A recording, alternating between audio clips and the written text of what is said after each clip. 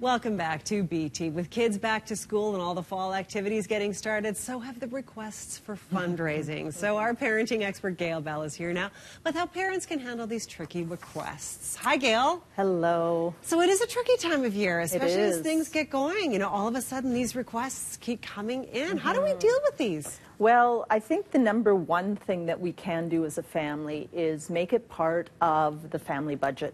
Oh. Because you know it's going to keep coming up. Right. And now there's school fees Yes. and, you know, there's fundraisers for schools, there's other people's fundraisers, there's All the fundraisers activity for fundraisers, sports or, yes. you know, extracurricular activities. So make it part of the family budget because it's not going to go away. It's Right. going to keep up. So it's great financial education for your children. So involve them, talk to them about it.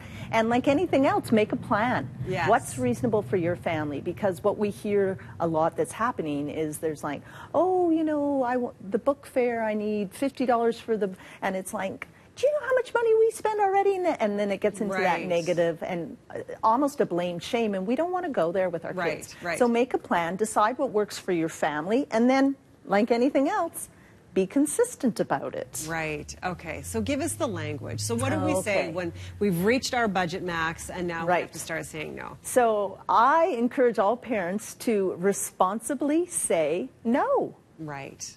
Okay. Okay, because if you've made a plan and you've decided what you can spend or what you can't spend, and in my opinion, just as important, what you will spend your money on and what you won't. Right. And that's individual family. Like, I am not buying wrapping paper. It's just not something I'm going to use or want. Right. Other families might think that's the greatest thing ever Right. because it's useful for them. I'm not buying cookie dough. Right. I will spend $10 on a draw for tickets anywhere to fly anywhere. So Right. it's a family. Talk about that with Right. your kids Figure and tell out them what you why. want to value and why you want to spend money on that. Exactly. Okay. And make a plan around that. Now, parent advisory committees, PAC committees at school, they're doing their best. They have Right. best intentions, but it's amazing with most of them how little money you get out of it. So sometimes it's just better to write a check directly to the school, and some schools have gone that way where you Yes. just make a donation. And if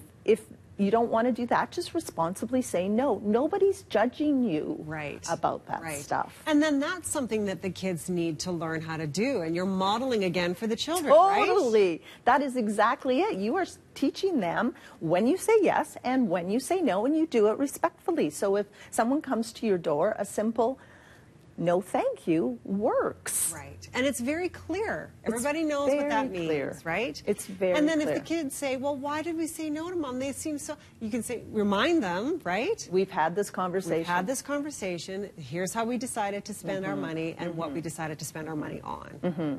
And you can get it as clear as you want. So school book fairs, you know, they have books, but they also now have posters and pencils. And so Right. just taking the time before you go to say, yes, you may have $10 and you may take $10 of your own money, but here's the expectations. There's Right. no fluffy toys. Nope. Our expectation in our family is you buy a book. That's exactly the same expectation in my family. See. Gail, But thank you very before, much. not in the moment. No, exactly. Before we go, we're buying a book.